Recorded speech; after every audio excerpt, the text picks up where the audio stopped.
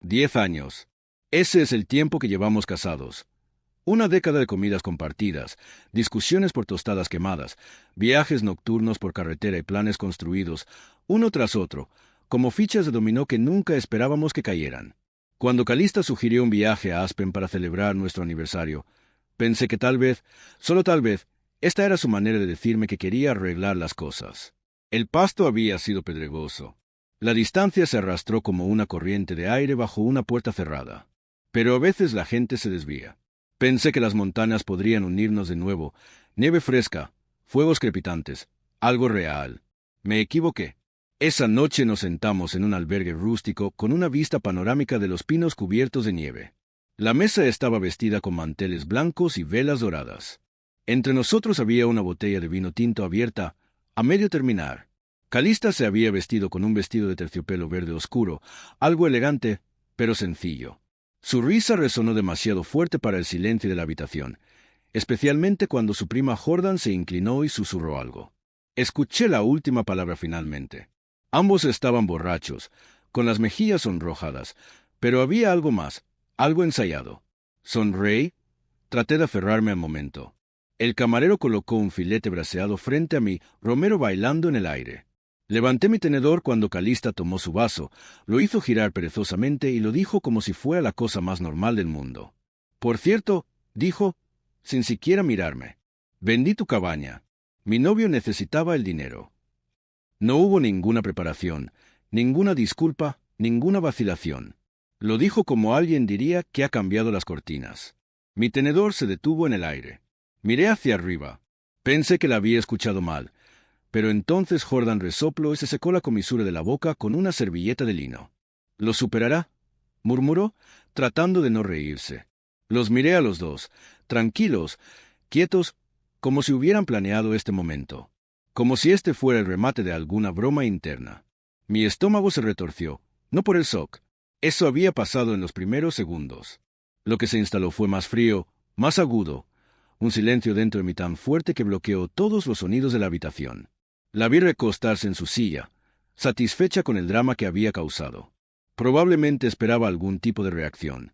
Rabia, súplica, incredulidad, algo que le demostrara que había ganado. Pero no le di eso.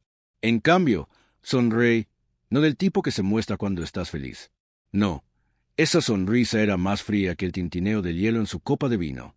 «Eso es gracioso», dije suavemente, metiendo la mano en el bolsillo interior de mi abrigo. Mis dedos rodearon un documento que había doblado hacía horas. No porque esperaba esto, sino porque había dejado de confiar en ella meses antes. Tal vez incluso un año. Sus ojos se dirigieron a mi mano mientras sacaba el sobre, lenta y tranquilamente. Ni siquiera apresuré el momento. Lo coloqué suavemente sobre la mesa, justo al lado de su vaso de agua, y lo deslicé por la madera hacia ella con 2 dedos. Jordan se inclinó para mirar, todavía sonriendo, todavía borracha, hasta que vio lo que había dentro.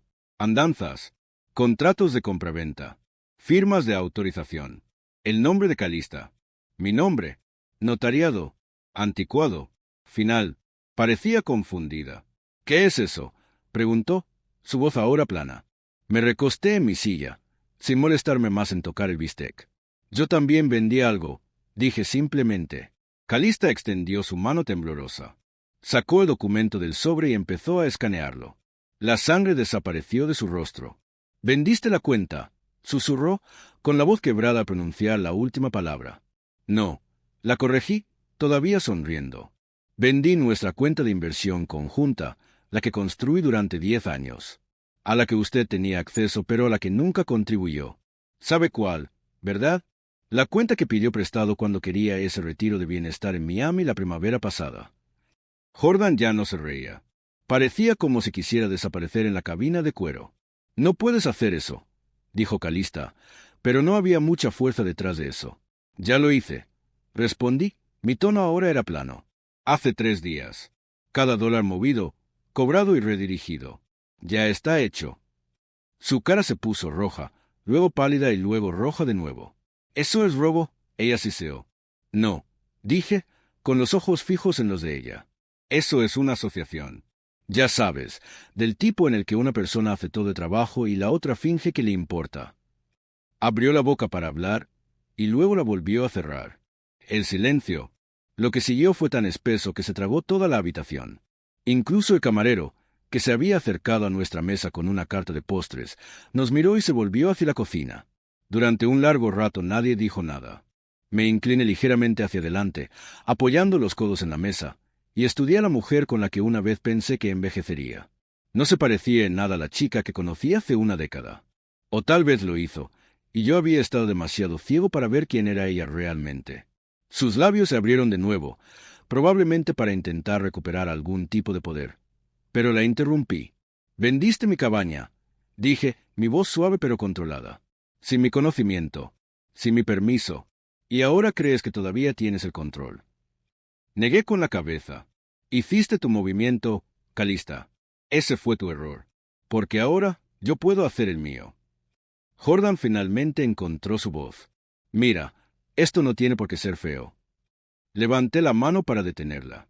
«Te reíste», dije, sin dejar de mirar a Calista, cuando me contó lo que hizo. «Pensaste que esto era divertido». Jordan miró hacia otro lado. Me puse de pie. Mi silla chirrió contra el suelo de piedra.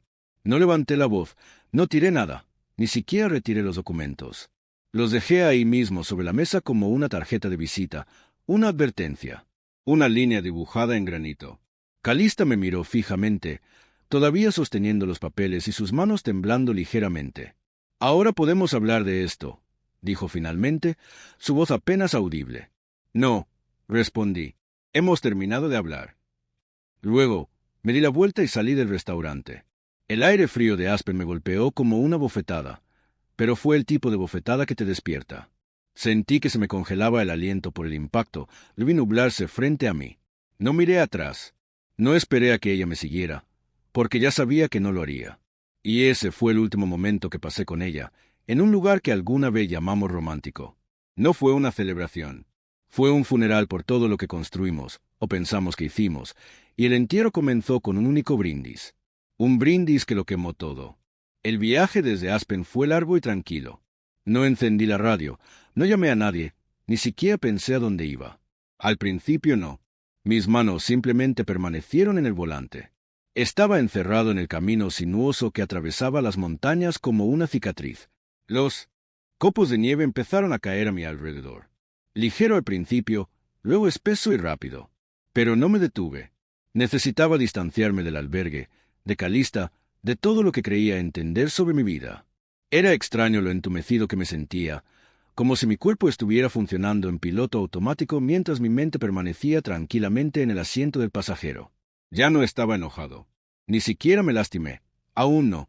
Esas emociones estaban esperando en algún lugar más adelante, mordiendo su tiempo. En este momento, estaba simplemente vacío. Llegué a Denver cerca de la medianoche y me detuve frente a la casa de Rory. Vivía en un antiguo edificio de ladrillo en el distrito Five Points, en la esquina del último piso. El tipo de espacio que olía a espresso y ambición. Le envié un mensaje de texto antes de llamar y la puerta se abrió casi de inmediato. Rory no dijo nada al principio. Él simplemente me miró, sus ojos oscuros agudos, calculadores, siempre leyendo entre líneas. Había sido mi mejor amigo desde la universidad, alguien que entendía las cosas sin necesidad de que se las explicaran. Vio mi mirada, el silencio en mi rostro. Se hizo a un lado y me dejó entrar. «La habitación libre está preparada», dijo cuando pasé junto a él. «Hay whisky en el mostrador». No fui a la habitación. Fui directamente a la cocina. Me serví un vaso y me apoyé en la isla. Mientras el calor del licor recorría mi pecho, dije, «Ella vendió la cabaña». Lo dije después de un largo silencio. Rory arqueó una ceja. «Espera, ¿qué?» «Lo vendí». «¿Así?» Su novio necesitaba el dinero. Él parpadeó. «Espera, ¿qué novio?» Lo miré. «Exactamente». Las palabras llegaron lentamente, como veneno que se escapa de una herida. Le conté todo: la cena, el anuncio, la risa de Jordan, la expresión del rostro de Calista cuando deslicé los documentos sobre la mesa. Cuando terminé, Rory no habló de inmediato. Se acercó a la ventana, miró la ciudad oscura que se extendía más allá y se cruzó de brazos. «Esa cabaña estaba a tu nombre», dijo finalmente. «Lo sé. No podría haberlo vendido legalmente. Falsificó mi firma». Rory se volvió para mirarme. No había sorpresa en su rostro, Solo algo más frío. Concentrado, dijo, ella ha estado planeando esto por un tiempo. No se hace algo así de la noche a la mañana. Ella ha estado trabajando en esto a tus espaldas. Asentí. Rory caminó hasta su escritorio, tomó su computadora portátil y la abrió. Apenas estamos comenzando, murmuró mientras ya tecleaba. Cuéntamelo todo. Aún compartes cuentas, propiedades, cualquier cosa que tenga el nombre de ambos. Entonces me impactó, no emocionalmente, sino estratégicamente. Había estado viviendo al lado de alguien que creía conocer, mientras ella silenciosamente había elaborado un plan para destriparme desde adentro hacia afuera. Las señales habían estado ahí. El repentino interés en nuestras finanzas, los viajes al azar, la frialdad en su voz cuando dijo, «Estamos simplemente en una mala racha». «Una mala racha», lo llamó ella. Mientras tanto, ella estaba financiando a un hombre al que nunca había conocido con dinero de la tierra de mi familia. Me senté frente a Rory y comencé a enumerarlo todo. La cuenta de inversión conjunta, el condominio de Brenridge, 2 vehículos, una caja de seguridad, una membresía de vino, el arte que coleccionamos a lo largo de los años. Pieza por pieza, lo presentamos todo y, uno por uno, Rory comenzó a sacar los documentos. Ella firmó para la cuenta de inversión como copropietaria. ¿Verdad?, preguntó. Sí, hace 5 años, respondí. Tocó algunas teclas. Tú construiste esa cartera. Ella nunca agregó un centavo.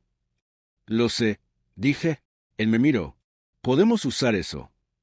Trabajamos hasta casi las 3 de la madrugada, Rory extrayendo datos y yo recordando detalles que intentaba olvidar. Le mostré correos electrónicos antiguos, información de inicio de sesión y contratos de arrendamiento de los que todavía tenía copias en mi archivo de correo electrónico. El vino ardía en mis venas, pero mi mente estaba más clara de lo que había estado en meses. En algún momento, dejé de ver el rostro de Calista como el de mi esposa. Empecé a verla como una amenaza, ni emocional ni dramática, solo peligrosa, como un oponente de ajedrez que había hecho su movimiento demasiado pronto y asumió que yo no sabría cómo responder. A la mañana siguiente, Rory preparó café fuerte y me entregó un plan. Viñetas literales en papel. Pasos, acciones, una estrategia silenciosa que me permitiría recuperar el control de todo lo que ella creía haber ganado. ¿Dijiste que vendiste la cuenta de inversión?, preguntó. Asentí. Hace 3 días. Bien. Entonces probablemente se esté dando cuenta ahora de que su red de seguridad se ha ido. ¿Ese dinero ha sido transferido? Todo. Él sonrió levemente. Perfecto. Usamos ese pánico. Vas a desaparecer de su mundo. Sin contacto, sin respuestas, sin reacción. Ella entrará en espiral y la veremos caer en la trampa que te tendió. Deslizó un nuevo documento sobre la mesa. ¿Qué es esto?, yo pregunté. Una declaración jurada de propiedad y contribución de inversión. Construiremos su defensa desde cero. Si esto llega a los tribunales, nos aseguraremos de que el registro demuestre que usted construyó todo. Ella acaba de firmar los formularios. Me recosté en mi silla. El peso en mi pecho había cambiado. Todavía era pesado, pero ahora diferente. Revisado, centrado. No quería venganza, no de esas que vienen con cerillas encendidas o cristales rotos. Quería la verdad, exposición para el mundo, y tal vez incluso para ella, para ver exactamente en quién se había convertido. Y no iba a decirle otra palabra hasta que estuviera lista. Más tarde ese día, preparé una pequeña bolsa de lona y me mudé a la habitación de invitados. No llevé mucho, solo ropa, mi computadora portátil y una libreta. Todo lo demás podría esperar. Necesitaba desaparecer por un tiempo, dejarla pensar que había desaparecido, dejarla preguntarse. No respondí sus mensajes de texto. No le devolví las llamadas. Cuando me envió un correo electrónico preguntándome dónde estaba, lo eliminé sin leer más allá de la primera línea. Ella no se disculpó. Ella no me preguntó si estaba bien. Ella dijo, necesitamos hablar. Ella dijo, ¿por qué actúas así? Ella dijo, estás siendo dramático. Y con cada mensaje, cada intento de convertir su traición en algo que se suponía que debía aceptar, sentí que el frío acero de mi resolución se endurecía. Ella había vendido algo que no le pertenecía y ahora yo iba a recuperar lo que sí le pertenecía, no con ruido ni con amenazas, sino con silencio y precisión. Porque a veces, el adiós más poderoso es el que no se dice nada. Todo comenzó con una caja de zapatos, una de esas cajas polvorientas que se guardan en el fondo de un armario y están llenas de papeleo que nunca esperas que vuelva a importar. Dentro había copias de escrituras, recibos de transferencia de título y una fotografía descolorida en blanco y negro de mi abuelo y yo parados frente a la cabaña en Montana, sonriendo, orgullosos, vivos. Esa cabaña no era solo propiedad, fue la memoria. Mi abuelo lo construyó a mano, cada clavo, cada viga. Me enseñó a blandir un martillo en ese porche. Me enseñó a reparar un techo, a cortar leña y a escuchar el silencio sin necesidad de llenarlo. Y ahora ya no estaba. Me senté en el suelo de la habitación de invitados de Rory, con los documentos esparcidos a mi alrededor como la escena de un crimen, excepto que yo no era la víctima. Yo era el investigador. La cabaña había pertenecido a mi familia durante 3 generaciones. Después de que falleció mi abuelo, me fue legado directamente a mí. Nunca firmé nada con Calista. Nunca le di acceso y aún así, lo vendió. Vendí mi herencia. La firma en la transferencia del título se parecía a la mía a primera vista, la misma R en bucle, la misma inclinación en las letras. Pero cuanto más la miraba, más se desmoronaban los detalles. Rory lo confirmó. Es una falsificación, dijo, sosteniendo el papel debajo de una lámpara de escritorio. Uno decente, pero no lo suficientemente bueno. Enviamos copias a un analista de escritura. A la mañana siguiente, 2 días después, llegó el informe. Muy probablemente una falsificación. Eso nos dio influencia. Pero lo que vino después convirtió la influencia en potencia de fuego. Rory tenía un contacto, alguien que trabajaba en análisis financiero forense. Con unos pocos empujones y las palabras clave adecuadas, comenzamos a rastrear las huellas digitales de Calista. Transferencias bancarias, recibos de viajes, rutas VPN. Llevó menos de una semana localizar un patrón. $42,000. Eso es lo que obtuvo por vender la cabaña. Un comprador en efectivo. No hay rastro de hipoteca. Los fondos se transfirieron a una de nuestras cuentas de ahorro conjuntas, pero no permanecieron ahí por mucho tiempo. En 48 horas, fueron transferidos a una cuenta en Florida con el nombre de Tyrese Bennett. Al principio no reconocí el nombre, pero cuando lo busqué junto con la dirección de correo electrónico de Calista, la imagen se completó rápidamente. Tyrese era un entrenador personal con base en Miami. Dirigía un gimnasio boutique que no había obtenido beneficios en años. Sus redes sociales estaban inundadas de citas motivadoras, selfies sin camisa y transmisiones en vivo incómodas en las que rogaba a sus seguidores que se inscribieran en sesiones de entrenamiento. Y en medio de toda esa deslumbrante desesperación, la encontré, Calista, en un videoclip de 6 semanas antes. Ella estaba parada detrás de él, riendo, aplaudiendo, animándolo como si fueran un equipo. Llevaba una gorra de béisbol calada y gafas de sol, pero yo la conocía. Conocía esa risa, esa voz. Ella no se estaba escondiendo. Ella simplemente no pensó que yo alguna vez estaría mirando allí. Fue la razón por la que vendió la cabaña. El novio del que Jordan bromeaba durante la cena. Él era real, y estaba arruinado. Rory miró la pantalla por encima de mi hombro. «Estás financiando la quimera de este tipo», murmuró. «No», dije en voz baja. «Estable». «Ya no». Seguí cavando. Por la noche, mientras Rory trabajaba en hojas de cálculo para sus clientes, yo me sentaba a la mesa del comedor, reconstruyendo cronogramas. Sus viajes, la venta de la cabaña, las inversiones que hizo en ese gimnasio. Seguí el rastro documental como un cazador en el bosque. Cada pista es más absurda que la anterior. Había enviado dinero bajo diferentes notas de transacción. Servicios de bienestar, honorarios de consultoría, pagos a proveedores, todo cuidadosamente redactado para que pareciera gastos comerciales legítimos. Ella no estaba simplemente haciendo trampa. Ella estaba lavando. Con la ayuda de Rory, compilé un expediente. Fechas, capturas de pantalla, confirmaciones de transferencias, incluso algunas fotos borrosas del Instagram de Tyrese que la mostraban en eventos que, según me había dicho, eran retiros de yoga solo para chicas. Cada detalle sobre el que mintió. Cada dólar que ella desvió. Cada migaja de pan que la conducía al hombre que ella pensó que yo nunca encontraría. Una noche, mientras estaba sentado nuevamente revisando los documentos, Rory deslizó un sobremanila sobre la mesa. «Verificación de antecedentes», dijo sobre Tyrese. «Vas a querer sentarte». Lo abrí. Tyrese tuvo 2 arrestos previos. Uno por fraude, otro por robo de identidad. Ambos estaban sellados, pero conocíamos a suficiente gente para obtener un resumen. Estafó a una mujer para quitarle su herencia en 2015. Le prometió un negocio y desapareció con el dinero. Esa mujer había intentado presentar cargos. Pero cuando la policía se dio cuenta, el dinero ya no estaba y Tyre se había desaparecido. Se retiraron los cargos por insuficiencia de pruebas. Calista lo sabía. Ella tenía que saberlo. Ella no era estúpida. Ella estaba calculando. Estratégico. La mujer con la que me casé era buena con los detalles, buena con la gente y mejor con las mentiras de lo que jamás le había dado crédito. La peor parte, probablemente pensó que lo estaba protegiendo. O tal vez pensó que podía controlarlo. Quizás ella me estaba usando para controlarlo. Fue entonces cuando me di cuenta. Esto no fue un asunto. Fue una asociación. No estaba lidiando con un cónyuge infiel. Estaba lidiando con un equipo estafador. Un dúo. Ella era la estratega y él era el músculo. La sonrisa. La historia triste. Ella lo había ayudado antes. Ella lo ayudaría ahora. Y a menos que hiciera algo, volverían a salir limpios.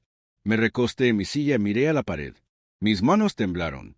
Por primera vez desde Aspen, pensé en la noche en que dijo que estaba trabajando hasta tarde.